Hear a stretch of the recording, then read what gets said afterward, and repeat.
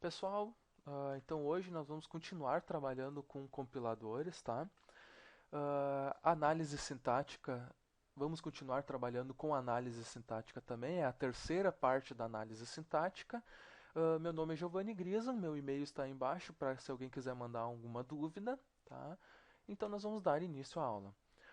O analisador preditivo sem recursão, o analisador sintático preditivo sem recursão, ele pode ser construído mantendo uma pilha explicitamente, tá? Então essa pilha realmente é desenvolvida nesse tipo de analisador, tá? Ele não existe somente na teoria, ela realmente é implementada. E a gente constrói esse algoritmo, tá? Através de várias chamadas recursivas. Esse analisador aqui ele simula uma derivação mais à esquerda, tá? Então a gente sempre vai derivar mais à esquerda, tá? Pensando naquela nossa árvore de derivação, nós sempre vamos realizar a derivação mais à esquerda. Se W representa a entrada que foi reconhecida até um determinado momento, então a pilha contém uma sequência de símbolos da gramática alfa, tá? Tal que essa então aqui é o meu símbolo não terminal, tá? Que vai derivar nenhuma ou mais vezes a cadeia W alfa, tá? E aqui o símbolo LM, sempre lembrando que sempre nós vamos realizar a derivação mais à esquerda. O analisador sintático dirigido por tabela, tá? É um algoritmo que usa um buffer de entrada com a cadeia a ser reconhecida, tá? Uma pilha contendo uma sequência de símbolos da gramática, tá? A pilha que está mais à esquerda aqui, onde a gente tem vários símbolos da nossa gramática. A análise é construída por um algoritmo, que é o nosso analisador preditivo, que está mais aqui no centro, tá? E a gente sempre vai gerar então um fluxo de saída através desse algoritmo. Tá? Então a gente está demarcando aqui no final da pilha com o cifrão o fim dela, assim como aqui na cadeia de entrada também, tá? Que a gente nesse buffer de entrada que nós temos aqui, nós estamos utilizando o cifrão para demarcar o final dessa cadeia, tá? Então no momento que a pilha chegar aqui no cifrão, a gente não tem mais nenhum símbolo, a gente não tem mais nenhum símbolo da gramática nessa pilha. No momento que a gente chegar aqui no buffer de entrada até o cifrão, a gente não tem mais nenhum token para ser reconhecido. Tá? O analisador dirigido, ele tem, ele é um programa, tá, que considera x o símbolo topo da pilha. Então aqui a gente tem um não terminal x aqui no topo da pilha. Né? Então só para lembrar o que a gente combinou, né? Então a gente procura trabalhar com os símbolos não terminais como letras maiúsculas, tá? E os símbolos terminais com letras minúsculas, tá? Então aqui a gente tem um símbolo x, ele está aqui no topo da nossa pilha, tá? Então ele é um não terminal, porque ele está representado com uma letra maiúscula. E aqui a gente tem no início da nossa entrada o símbolo A. Tá? O A minúsculo, que é um símbolo, que é um token terminal, tá? Que a gente quer fazer o reconhecimento.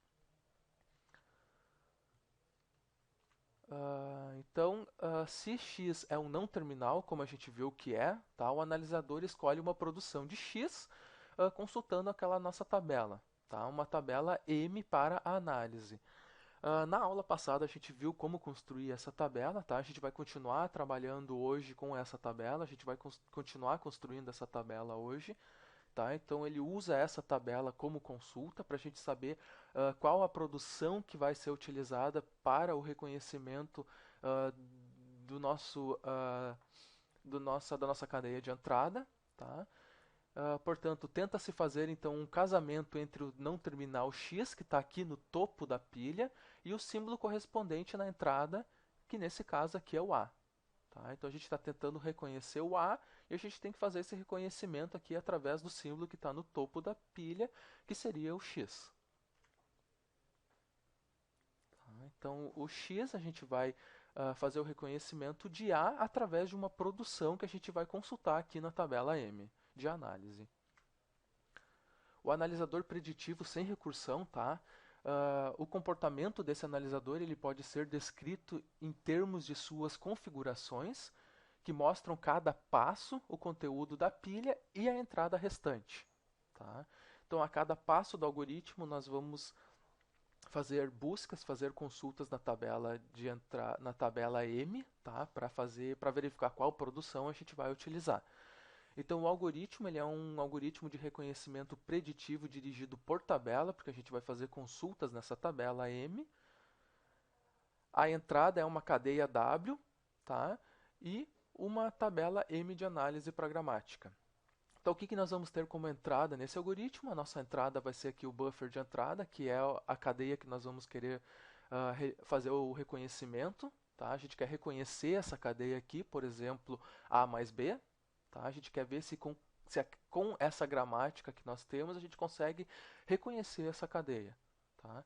Como saída, nós temos o quê? Como saída, nós temos a derivação mais à esquerda de W, tá? Se W estiver numa linguagem da gramática. Caso contrário, a gente vai ter a indicação de um erro. Tá? Então, como a gente viu na aula passada, como a gente vai continuar trabalhando hoje também, nessa tabela a gente tem nas linhas os símbolos não terminais da gramática, tá? E nas colunas os símbolos terminais. Tá? Então, com a ligação, com o casamento desses símbolos, a gente pode ter uma produção na tabela, como a gente pode não ter nada casado com esse símbolo de entrada e a cadeia ser, e o token a ser reconhecido. Tá? Se a gente não conseguir casar esses símbolos, por exemplo, se eu não tenho nenhuma produção de X para A, tá? Se eu não consigo reconhecer A através de X, é uma indicação de erro. Tá? E o método, ele inicialmente, o analisador está em uma configuração com W cifrão, tá? O W é a cadeia a ser reconhecida, cifrão a gente está determinando que é o fim dessa cadeia, o final dessa cadeia, e o símbolo inicial S, tá? Ele vai estar lá no topo da pilha, desculpa, tá? Então acima da pilha a gente tem os símbolos e no momento que a gente chegar no cifrão quer dizer que não tem mais nenhum símbolo nessa pilha. Bom, então vamos continuar com o nosso analisador preditivo sem recursão, tá? Então aqui a gente tem um código-fonte em alto nível, tá? Numa espécie de português estruturado aqui, tá? Então a gente inicia esse algoritmo definindo IP como sendo uma variável que vai apontar para o símbolo aqui no nosso buffer de entrada, o símbolo que está sendo reconhecido no nosso buffer de entrada. Como a gente está iniciando o nosso algoritmo, o nosso IP vai estar apontando para o A. Tá? E a gente também tem o X, que é uma variável definida para apontar para o topo da pilha. Tá? Então, X aponta para o topo da pilha e IP aponta para a sentença que está sendo reconhecida no momento. Tá? O símbolo, o token que está sendo reconhecido no momento, aqui no nosso buffer de entrada. Então vamos continuar o nosso algoritmo. Tá? Enquanto x for diferente de cifrão, significa que a pilha não está vazia. Tá? Se a gente tivesse só o cifrão aqui na pilha, a pilha estaria vazia. Tá? E o nosso algoritmo, nesse caso, iria se encerrar. Mas como o cifrão não está no topo da pilha, a gente quer dizer que a gente tem símbolos aqui na pilha, a gente tem que continuar a execução do nosso algoritmo. Tá? Se x é A, a gente vai desempilhar e avançar o IP. Tá? X aqui, se o x for A, nesse momento aqui, a gente vai tirar o A aqui da pilha. Tá? A gente vai tirar o terminal aqui da pilha, porque ele já está aqui, então está tranquilo. Tá? Então a gente tira ele da pilha e avança o IP para a próxima entrada. Tá? Se x é um terminal, tá? Então a gente tem um erro, tá? A gente vai ter um erro aqui na execução do nosso algoritmo, tá? Se ele for um outro terminal, tá?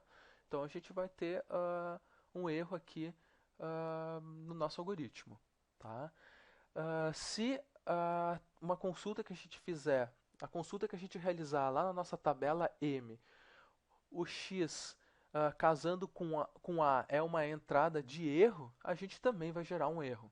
Tá? Então aqui eu coloquei uma tabela só para a gente lembrar como é que é essa tabela M, que a gente já fez na aula passada. Tá?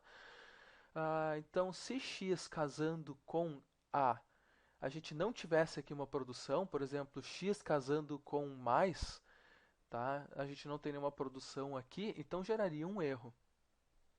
Tá? Por quê? Porque a gente não tem nenhuma produção para esse casamento aqui. Tá? Como não é o caso, né, o x ele está casando sim com a gente vem para essa outra linha do algoritmo aqui. Tá? Então, m de x que produz a gente tem alguma produção, tá? Que na verdade sim, a gente tem uma produção, então a gente entra dentro dessa parte aqui do algoritmo. A gente imprime a produção, tá? A gente vai imprimir essa produção aqui, x produz yz, tá? Por quê? Porque a gente conseguiu casar uh, esse reconhecimento. Desempilha x, nós vamos tirar x aqui da pilha, tá? E vamos empilhar essa nova produção aqui. Tá? Então esse YZ vai ser empilhado nessa pilha aqui para que a gente consiga dar continuidade ao nosso algoritmo. Tá? E daí a gente define o x como sendo o topo da nossa pilha. A gente define x de novo aqui para o início, para o topo da nossa fila, da nossa pilha, desculpa. Então o nosso analisador, tá? A gente tem um exemplo aqui, nós vamos trabalhar em cima desse exemplo, tá? A gente vai fazer agora um reconhecimento completo, tá? Com esse exemplo aqui e com essa gramática aqui, tá? Então para a entrada y mais, desculpa, id mais id vezes id, o analisador preditivo não recursivo do algoritmo que a gente viu ali no slide anterior, tá? Efetua a seguinte sequência de movimentos. Tá? Então, esse algoritmo vai executar essa sequência de movimentos aqui que a gente também já viu na aula anterior. Tá? Então, a gente inicia com E, que é o nosso símbolo, que é o nosso símbolo inicial da gramática. Tá?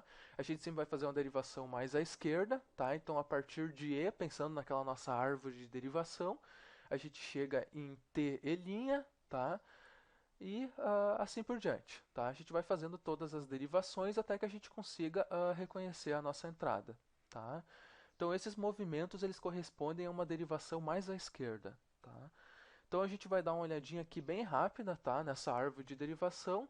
Tá? Aqui a gente tem a entrada, tá? id mais id vezes id, e aqui as produções da nossa gramática. Tá? Então através de E a gente vai olhar aqui em cima, tá? Em E a gente produz T e', tá? Então a gente realiza essa produção, lembrando que a derivação sempre é mais à esquerda, tá? Então primeiro nós vamos derivar o T, tá? Então através de T a gente pode derivar mais T e', tá? A gente faz essa derivação, opa, desculpa, T, tá? Então T a gente deriva ft', tá? Então como é mais à esquerda, nós vamos estar em f, tá? Então a gente tem que derivar o f, tá? Então através de f a gente pode chegar em id e assim sucessivamente, tá? Então isso aqui a gente já viu na aula passada, tá? Então a gente vai realizando a derivação até que a gente consiga chegar a reconhecer a nossa cadeia de entrada. Tá? Então aqui a gente tem a derivação na nossa árvore de derivação. Tá? Então aqui a gente pode observar também que nesse momento aqui a gente fez a derivação mais à esquerda, tá? A gente chegou em T', a gente continuou derivando aqui mais à esquerda, tá? Depois o id, depois o epsilon, tá? E somente depois a gente retornou aqui pro e'. Por quê? Porque a gente sempre está derivando mais à esquerda, está deixando para derivar o que está mais à direita para o final. Tá? Então, a análise sintática descendente está completa, tá? Está completada nesse momento aqui. Se cada uma das folhas da árvore contiver apenas símbolos terminais da cadeia de entrada. Tá? Então, ela está terminada se cada símbolo aqui nas folhas a gente tiver a nossa cadeia reconhecida. Tá? Por exemplo, id mais id vezes id. Tá? Então tá ok, a gente conseguiu completar. Tá? Essa sequência de árvores corresponde então a uma derivação mais à esquerda da entrada.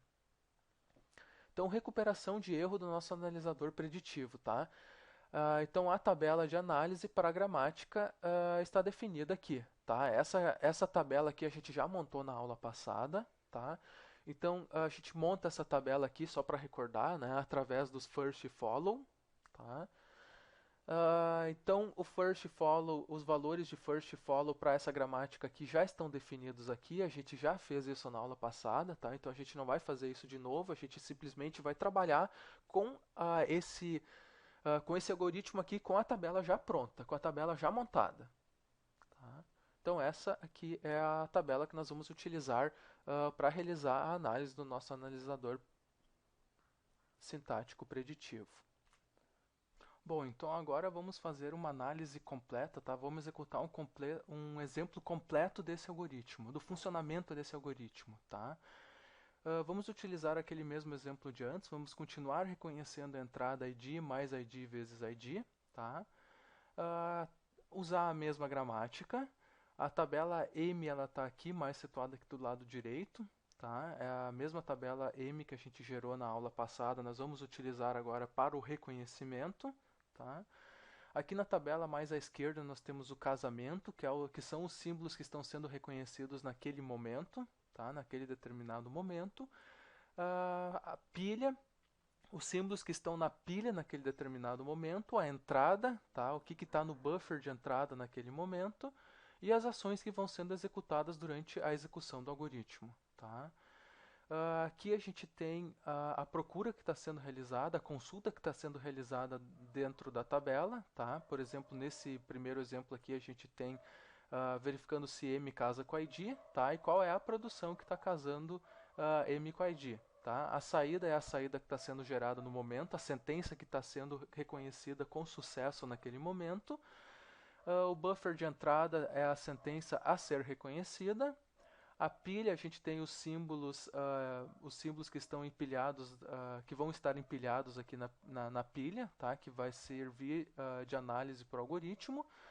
Aqui no centro a gente tem o algoritmo que está sendo usado, tá? A tabela M vai fazer consulta à tabela M e vai gerar a determinada saída. Tá? Então vamos iniciar esse nosso exemplo.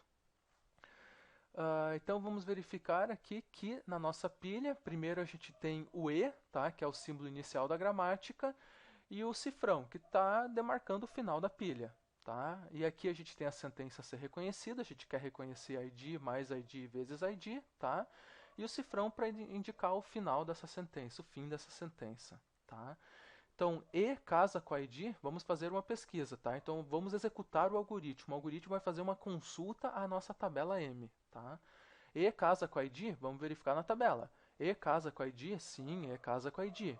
E E produz T e'. Tá? Então, o que a gente faz agora? Remove E da pilha e coloca E', T'. Tá? E' T, desculpa. E o T vai ser o topo da linha.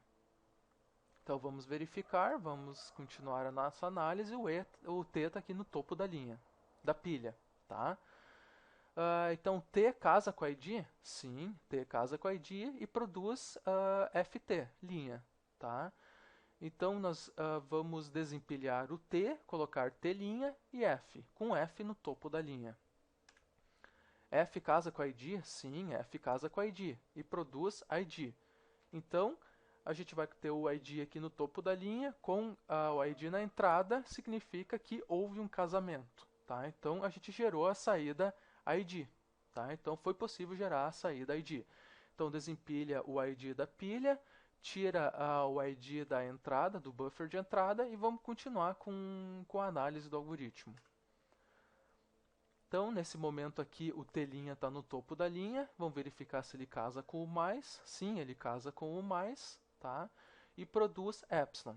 Então, o que a gente vai fazer? Vai tirar o T' da pilha, vai colocar o epsilon. Tá? Então, como o epsilon é a cadeia vazia, o que vai estar na linha, o que vai estar no topo da pilha é o E'.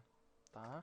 Então, aqui a gente tem o E'. E' casa com mais? Sim, E' casa com mais, produzindo mais T'. Tá? Colocando então, tirando o E' do topo da pilha e colocando E' T mais, a gente vai continuar a análise do algoritmo. Tá? Então agora, mais casa com mais? Sim, mais casa com mais. Então a gente conseguiu avançar na nossa saída. Tá? Nós temos ID mais. Daí a gente tem que fazer o que agora? Retira o mais da pilha, retira o mais da entrada e vamos continuar processando, tá? Com o T no topo da pilha e a nossa próxima entrada, o ID. Tá? Então T no topo da linha e o ID é o próximo token da nossa sentença de entrada a ser reconhecida. T casa com ID? Sim, T casa com ID e produz F T'. Então sai T, entra T' e F. Tá? F casa com ID? Sim, F casa com ID. Então retira o F da linha, retira o F do topo da pilha e coloca ID. ID casa com ID? Sim, então a gente avança na nossa saída, ID mais ID, e remove os dois símbolos das suas respectivas estruturas. Então, telinha casa com asterisco? Sim, telinha casa com asterisco. E produz asterisco F telinha. Tá? Então, sai telinha da pilha, entra telinha, F asterisco. Tá? Então, asterisco está no topo da linha e casa com a próxima entrada, que é o asterisco, então a gente avança na nossa saída. Tá? Temos ID mais ID asterisco. Tá? Então, removemos o asterisco da pilha, o asterisco da entrada e vamos continuar trabalhando, continuar executando o nosso algoritmo. F, tá? F produz ID? Sim, F ele está casando com ID, tá? Então a gente vai desempilhar o F e vai colocar o ID no lugar, tá? ID casa com ID? Sim, então a gente avança na saída, ID mais ID, asterisco ID, tá? Então, se a gente observar, a gente conseguiu agora, então, reconhecer a nossa sentença. Tá? Então, ID mais ID vezes ID era o que a gente estava procurando. Tá? Entretanto, a gente não pode encerrar a execução do algoritmo. Tá? Por quê? Porque a gente conseguiu chegar no final da nossa sentença, a gente conseguiu reconhecer ela, entretanto, a gente ainda tem símbolos aqui na pilha. Tá? Se a gente tiver símbolos aqui na pilha, significa que é um erro. Tá? A gente não pode ter símbolos aqui na pilha. Então, por isso que a gente tem que continuar executando o algoritmo. Para que o algoritmo seja, para que a sentença seja reconhecida sem erros, eu não posso ter nada no buffer de entrada e nada na minha pilha. Tá? Então, telinha casa com cifrão? Sim, casa com cifrão, telinha, eles casam. Então, telinha produz epsilon. Então, sai telinha da pilha, entra epsilon, epsilon é cadeia vazia, então elinha é o topo da pilha agora. Elinha com asterisco, com cifrão? Sim, casa. Então, a gente tem um epsilon, tá? Sai o elinha e entra epsilon, tá?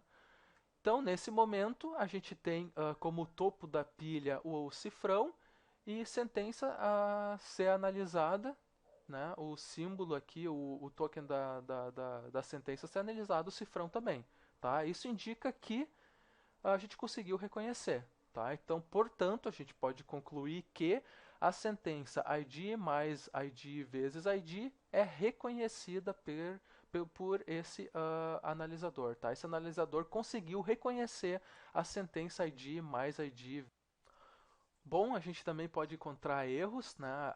O exemplo anterior, então, a gente conseguiu reconhecer a sentença sem problema, entretanto, a gente pode ter algum erro no nosso código-fonte, tá? Então, a recuperação de erro em um analisador sintático preditivo é o que nós vamos ver agora. Então, o erro é detectado durante o reconhecimento preditivo quando um determinado terminal que está no topo da pilha não casa com o próximo símbolo da entrada. Tá? Então, o terminal que está aqui no topo da pilha, ele precisa casar com o próximo símbolo que está sendo analisado aqui no buffer de entrada. Tá? Se eles não casarem, significa que é um erro. Então, no nosso exemplo, nós temos um asterisco aqui no topo da pilha e o próximo símbolo a ser analisado é o sinal de mais. Como eles não casam, significam que a gente tem um erro no nosso analisador. Tá? Tem um erro na nossa sentença.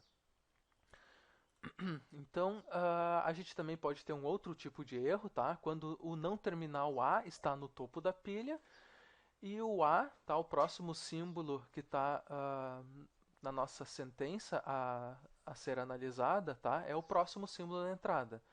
E não tem um casamento entre eles, tá? Quando isso acontece, é um erro também, tá? Por exemplo, aqui, ó, o F, tá? Que está aqui no topo da pilha, ele não casa com o fecha parêntese. Se a gente olhar aqui na tabela, o F não tem um casamento para o fecha parêntese. Então isso é um erro também. Tá? A gente também gera erro nesse caso. Então, recuperação de erro. Tá? Então, sempre quando a gente encontra um erro, a gente tem que conseguir se recuperar dele. Então, recuperação de erro em um analisador sintático preditivo, a gente viu então nas aulas anteriores o modo pânico, né? O modo pânico é aquele recuperador de erro no modo desespero, tá? Então ele se baseia da ideia de ignorar todos os símbolos de entrada até que a gente consiga encontrar um determinado token que está num conjunto de tokens de sincronismo, tá? Lembram lá que a gente vai colocar alguns tokens num conjunto de tokens de sincronismo, tá?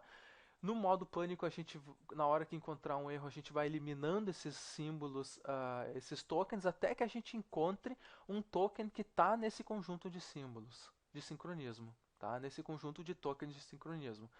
Então, a eficácia desse algoritmo depende desses tokens que foram colocados nesse conjunto de símbolos, tá? O conjunto de token, então, que pode ser usado como tokens de sincronismo, a gente pode adotar, por exemplo, os follows de algum não terminal. Tá? A gente pode adotar que os tokens que pertencem aos tokens de sincronismo são todos aqueles tokens que pertencem ao follow dos não terminais. Tá? Os conjuntos eles devem ser escolhidos de modo que o analisador se recupere de maneira rápida de um determinado erro. Tá? A recuperação de erro ela não pode ser muito demorada, ela tem que ocorrer de uma maneira prática, de uma maneira rápida. Então a gente tem algumas heurísticas para a gente conseguir se recuperar de erro, tá? Nesse modo pânico. Por exemplo, inicialmente a gente pode colocar todos os símbolos de follow no conjunto de sincronização. Tá? Essa é um algoritmo que a gente pode usar, é uma ideia que a gente pode utilizar. Tá? Então, quando ocorrer algum erro, a gente desempilha o símbolo que está no topo da pilha, tá? E ignora os tokens próximos, os próximos tokens, até que a gente encontre algum token que está previsto em follow de A, que está nos tokens de sincronismo. Tá? Então é provável que essa análise, se for implementada dessa maneira, possa continuar, possa prosseguir. Tá? Tá, uma outra maneira, tá, que a gente também pode utilizar, se o conjunto de follow de um não terminal, tá, se a gente usar um conjunto de follow de um não terminal como conjunto de sincronização, pode não ser suficiente para recuperação de erro. Tá? Adotar somente esse critério pode não ser suficiente. Por exemplo, se os pontos e vírgulas terminarem os comandos, tá? Como acontece na linguagem, por exemplo, em C, em Delphi, em Java, tá? Então, as palavras-chave que iniciam os comandos das próximas sentenças, tá? Podem não serem reconhecidas, podem ser ignoradas, tá? Então, a ausência de um ponto e vírgula após uma atribuição pode fazer, então, com que a palavra-chave que inicia o próximo comando também seja ignorada, e isso não é bom. Não é bom que isso ocorra. Tá? Então, por exemplo, nesse exemplo que nós temos aqui embaixo, a gente tem A recebe A mais C, tá? Só que aqui a gente não tem o ponto e vírgula, então ele vai ignorar todas as próximas sentenças até que encontre um símbolo que está dentro desse conjunto de sincronização. Tá? Então, só continuando esse mesmo método, frequentemente existe uma estrutura hierárquica nas construções de uma linguagem de programação, né? Como, por exemplo, as expressões que aparecem dentro de comandos, que aparecem dentro de blocos e assim por diante, né? Dentro de begin, end, abre e fecha chaves. Tá? Então, podemos acrescentar ao conjunto de sincronização de uma construção de nível inferior os símbolos que iniciam as construções de nível superior. Tá? Então a gente poderia, além de determinar os símbolos que estão no conjunto de follow, lá no nosso conjunto de sincronização, a gente poderia também colocar esses símbolos de níveis hierárquicos, tá? Também dentro desses símbolos, tá? Dentro desse conjunto de símbolos de sincronização. Por exemplo, a gente poderia também botar então lá um begin, um abre chaves, tá? Para a gente saber que já se trata de um próximo conjunto de instruções, tá? Para que a gente não ignore esse tipo de símbolos. Tá? Então isso seria um outro método que a gente poderia usar. Tá? A gente também pode incluir símbolos de first nesse conjunto de sincronização, tá? Além do follow, a gente pode botar também o first, tá? A gente pode botar esses símbolos chave ah, que iniciam outra sentença, a gente pode incluir também, tá? Se um não terminal gerar uma cadeia vazia, então a produção epsilon ela também pode ser usada como default, tá? Como padrão uh, para recuperação de erro, tá? Então isso pode adiar a detecção de erro, mas não faz com que o erro se perca, a gente continua com esse erro, tá? Então essa técnica ela reduz o número de não terminais que precisam ser considerados durante a recuperação de erro, reduz o número, tá? Mas não faz com que esse erro se elimine, tá? Então, por exemplo, se a gente encontrar uma sentença vazia, a gente pode utilizar uma produção padrão, tá? Para ser substituída por essa sentença vazia, tá? Por essa produção derivando epsilon. Por fim, outra técnica, se um terminal no topo da pilha não puder casar com o terminal da entrada, né, então uma solução simples para esse problema seria desempilhar o terminal, emitir uma mensagem de erro dizendo que o terminal já foi inserido, que ele foi inserido e continuar o processo de análise, tá? Com efeito, essa abordagem considera o conjunto de sincronização de um token como sendo todos aqueles outros tokens. Tá? Então essa aqui seria uma outra técnica, seria que também a gente pode utilizar aqui no modo pânico. Tá? Continuando a recuperação de erros, no modo pânico, a gente separou aqui, tá? Eu consegui separar um exemplo bem interessante, tá? Então nesse exemplo aqui também é feito um passo a passo para a gente entender bem o funcionamento de um recuperador de erro. Como é que a gente faz para recuperar um erro que o compilador encontra, tá? Então nesse exemplo aqui, usar os símbolos de first e follow como tokens de sincronização funcionam razoavelmente bem quando as expressões são analisadas de acordo com a gramática do tipo usada nos exemplos dessa aula, tá? Então nesse exemplo aqui a gente vai utilizar símbolos de first e follow como tokens de sincronização. Tá? Então a gente vai utilizar a mesma gramática que a gente usou antes para fazer essa análise, para a gente verificar o que acontece quando acontece um erro. Tá? O que acontece quando ocorre um erro. Então aqui a gente tem a tabela da gramática, tá? Então a gente montou essa tabela, né, só para relembrar de acordo com first e follow que a gente encontrou através dos processos de localização de first e follow para cada um dos não terminais, e a gente montou essa tabela aqui, tá? Que é a mesma tabela que a gente utilizou antes, quando a gente conseguiu reconhecer a sentença ID mais ID vezes ID. Tá? Então a gente pode ser reescrita com sing, tá? Indicando os tokens de sincronização obtidos do conjunto follow e não terminal em questão. Tá? Então a gente pode fazer a recuperação de erros, tá? Marcando aqueles lugares onde a gente não tem nenhuma produção na tabela, tá? Referentes aos follow dos não terminais com sync. Tá? Por exemplo, aqui, ó, follow de E e follow de E' seria fecha parêntese e cifrão. Tá? Então, E casando com fecha parêntese, nós vamos colocar um sync, tá? E cifrão também. E para o E', a mesma coisa. E', a gente coloca, se não tem nenhuma produção, tá? O sync.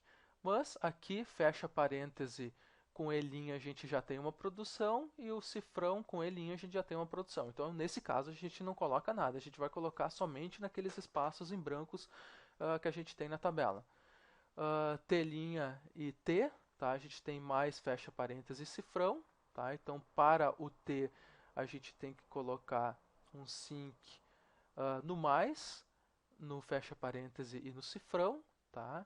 Para o T' a gente não precisa colocar no mais, não precisa colocar no fecha parêntese, não precisa colocar no cifrão, tá? Porque a gente já tem algumas produções nesses espaços, tá? E para o F mais cifrão, fecha parêntese e asterisco, tá? Então no mais, no asterisco, no fecha parêntese e no cifrão a gente também bota o sync, tá? Então, agora vamos então realizar a análise, tá? A tabela está montada, a gente então quer reconhecer uma determinada entrada, tá? Se o analisador sintático olhar a entrada de A para A, tá? A gente quer olhar se um símbolo lá na pilha casa com a nossa sentença de entrada, tá? Então, se o nosso analisador sintático olhar essa entrada e descobrir que ela está em branco, então o símbolo de A da entrada ele é ignorado. Tá? Então, se ele tiver em branco, a gente vai ignorar nesse caso aqui, tá? Se a gente tiver esse problema. Se a entrada é sync, então o não terminal do topo da pilha, tá? Ele é desempilhado na tentativa de retomar a análise. Tá? Se por acaso a gente encontrar um sync, então a gente desempilha o não terminal que está na pilha, tá? Para ver se a gente consegue, se a gente continuar a análise. Se um token no topo da pilha não casa com o símbolo da entrada, então desempilhamos o token da pilha, tá? Conforme mencionado anteriormente. Então agora nós vamos ver um exemplo completo, tá? Um processamento completo de recuperação de erro no analisador sintático preditivo, tá? Conforme aquele exemplo que nós mencionamos antes. Então aqui na esquerda nós temos a pilha, tá? Que em cada etapa do algoritmo, tá? Quais símbolos que nós vamos ter no topo da pilha, tá? Quais símbolos que nós vamos ter na pilha e no topo da pilha. A entrada que está sendo processada, tá? E alguns comentários do que está sendo executado em cada parte do algoritmo, tá? Então aqui nós vamos fazer a mesma execução que a gente fez lá no início da aula, tá? Só que neste caso aqui a sentença de entrada ela não vai ser reconhecida, tá? A entrada então ela é asterisco ID asterisco mais ID, tá? Então essa entrada aqui ela não vai ser reconhecida, tá? Pelo nosso analisador. Então vamos iniciar o algoritmo. O E é o nosso símbolo inicial da gramática, tá? Então ele está aqui no topo da pilha. Então E casa com asterisco, tá? Vamos verificar aqui na tabela. E asterisco, ó, um espaço em branco. Então quer dizer que não casa, tá? Então o que nós vamos ter que fazer? Eliminar esse símbolo aqui da entrada, tá? Porque a gente encontrou um erro, tá? Então esse símbolo aí, ele tem que ser eliminado, ele não pode ser considerado no nosso processo de reconhecimento, tá? Então aqui a gente já vai ter que se recuperar desse erro que nós encontramos. Então aconteceu um erro, a gente pula o asterisco, tá? Então o E continua aqui no topo da pilha, a gente somente eliminou aqui do buffer de entrada o asterisco que estava incorreto, tá? Então E casa com ID, vamos verificar lá, sim, ele produz T e', tá? Então a gente remove, desempilha o E da pilha, tá? Coloca E' T, e o T fica então no topo da linha, tá? No topo da pilha. Tá, então aqui a gente pode observar T casando com ID, tá? Que vai gerar FT', então a gente tira o T da pilha, coloca T' e F, tá? O F fica então no topo da linha, o topo da pilha, tá? E então o ID, nesse caso, ele é reconhecido, tá? Então aqui no topo da linha nós vamos ter o ID, como ele está casando, ele foi reconhecido, tá? Agora então vamos continuar a execução do nosso algoritmo. Então no topo da linha agora nós temos o T'. Então T' casa com cifrão? Sim, T' casa com cifrão e produz asterisco FT'. Então vamos desempilhar o T', empilha T', F e asterisco, tá? Asterisco casa com asterisco? Sim, asterisco casa com asterisco. Então a gente produz aqui como saída ID asterisco até por enquanto, tá? A gente está conseguindo reconhecer essa sentença. Então agora vamos continuar a nossa análise.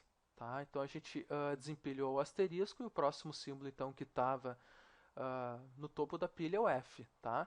F casa com mais? Sim, F não tem nenhum casamento de F com mais. Tá? Eu não posso produzir nada. Tá?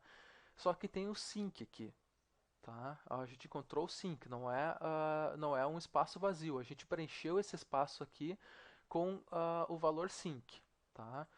Então a gente vai fazer o que? A gente vai desempilhar o F que estava aqui no topo da pilha. Tá? A gente desempilha o F que está no ponto no que estava. A gente desempilhou então o F que estava aqui no topo da pilha e passamos a verificar o T'. Tá?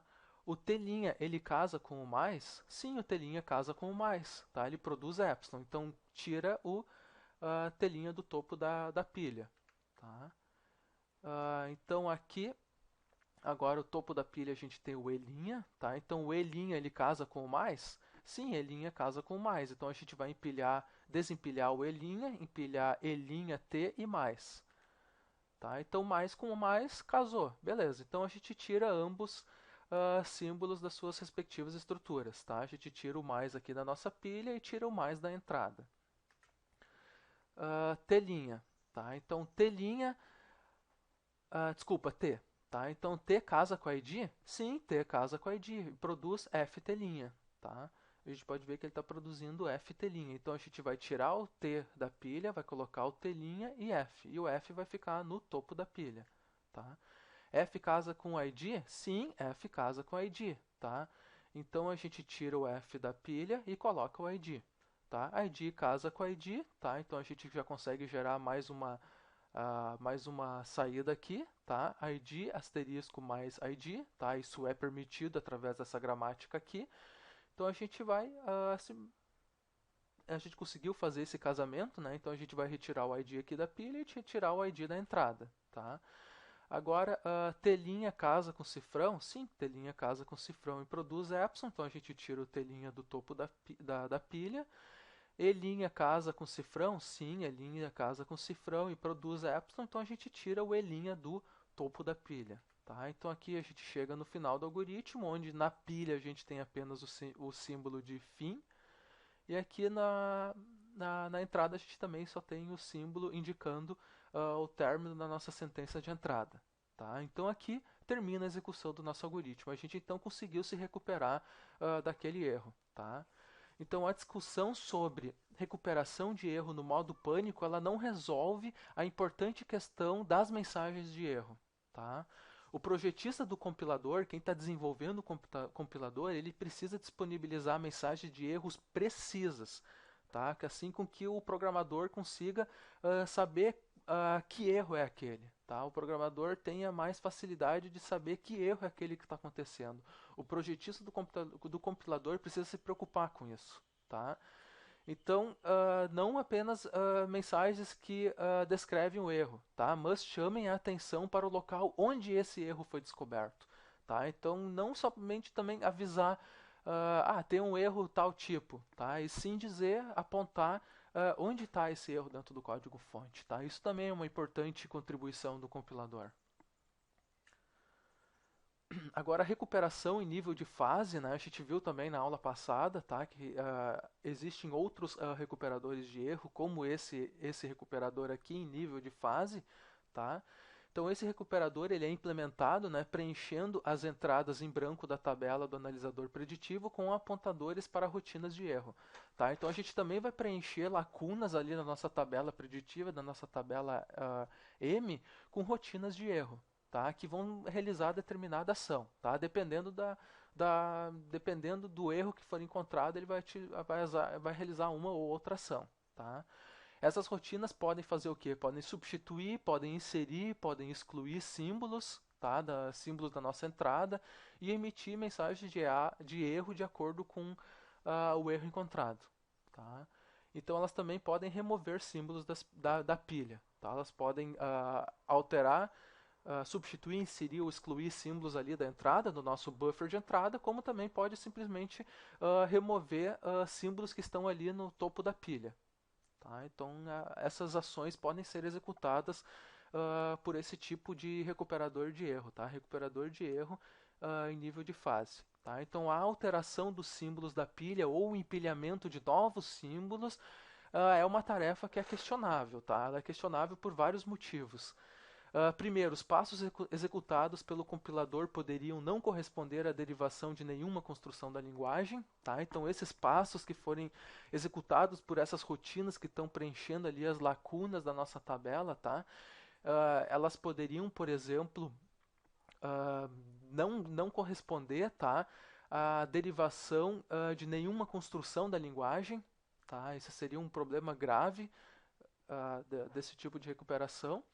E nós também temos que garantir que não haverá possibilidade de loop infinito, tá? Porque olha o que a gente está fazendo, a gente pode inserir, a gente pode substituir, a gente pode remover símbolos, tá? Então a gente tem que se preocupar que isso não leve a um loop infinito, tá? Então uma ótima maneira de proteger contra esses loops infinitos, tá? É verificar se alguma ação de recuperação consome um símbolo da entrada, tá? Ou se a pilha se tornou menor quando ao fim da entrada, quando o fim dessa entrada ela foi alcançada, tá? Então a gente pode botar ali mecanismos nessas rotinas para verificar se não tem uma característica de um loop infinito que está acontecendo ali, tá?